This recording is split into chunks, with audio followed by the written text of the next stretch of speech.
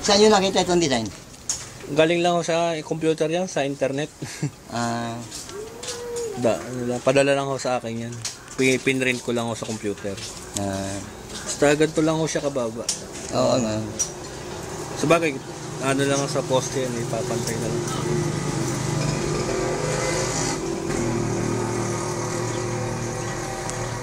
Ito, maganda ito.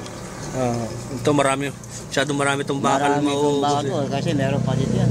Meron pang pataas, Ayun, oh. meron pang pagano. Oo. Matrabaho lalo yan. Ito simple lang. Ito, simple lang. Siya magandang tingnan to. Ayan, oh, may angular nga, oh. May tulis nga bakal na, ano.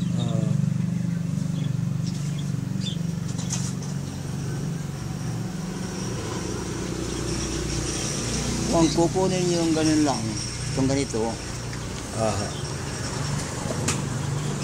magpa-flat ka ng bakal yan.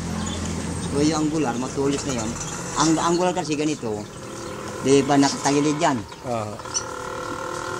Kakatim na lang ganyan yan, lagari na lang ganyan, matulis na. Bago lalagyan mo lang ng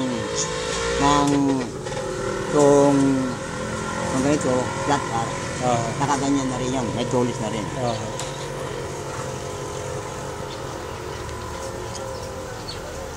Kasama nyo ba si Jun Bakal? Sino ba? Hindi, Iban yun. Ay, Iban Jun ba yun? Iban yun. Yung welder din sa Korean din. Yun ang kasama ko. Kakala ko kasama niya si Jun. Nabanggit lang ako sa akin. Sa inyo na ho yan.